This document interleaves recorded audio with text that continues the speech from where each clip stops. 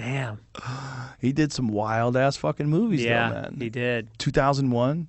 This conspiracy theory about him directing the moon landing was that he was doing it at the same time he was doing 2001. So because he was faking this space movie, 2001: A Space Odyssey, that they used him to fake the moon landing footage. And there's a fake documentary, not a real documentary, but a fake, like a mockumentary, where he's admitting and people are talking about. Have you seen that one? No, but that makes sense. Yeah, a lot of people are like, dude, you didn't even know there's an actual real interview with him where he admits that he faked the moon landing. But it's not. Yeah. It's fake, but it's... Were you ever on the in the camp of the moon landing was fake? For years. Yeah. Yeah. It's one of my favorite all-time conspiracies because it's so strange that we never went back. I abandoned it because I don't know anything about astrophysics or space travel or any of that stuff. And the people that do think it's real. So I'm like, okay, well, most likely... They think the landing really happened. Yeah. Right? Yeah. But there's so many weird things to it. There's so many. There's so many weird things with the photographs.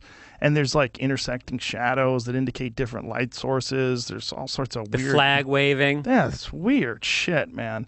There's a lot of weird shit. The fact that this is the only time in human history that something is not cheaper, easier, and faster to replicate than it was in 1969. Between 1969 and 1972, there was 7 trips, 6 successful, where they went to the moon and back.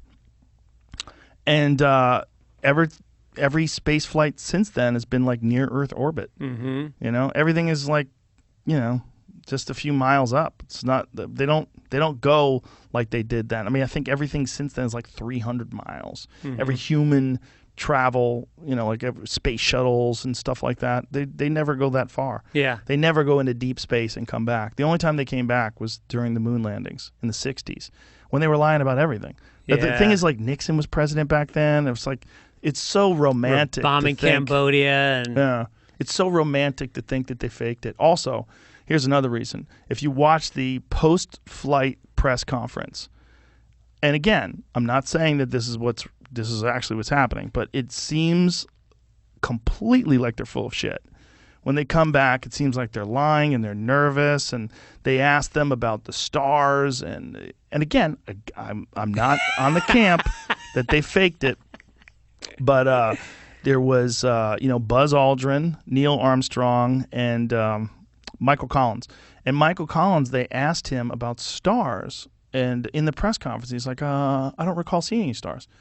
Problem with that is, like, Michael Collins never left the lunar module. He wasn't supposed to be one of the guys that was on the surface of the moon. He was up in the craft that was circling, you know, those in orbit around the moon. And then later, when he wrote a book about it, he talked about how magnificent the stars looked. So he has inconsistencies. So the hoax people point to that. They also point to the inconsistencies of the actual movement of the astronauts on the moon. Like, there's videos that make it look like they were on wires.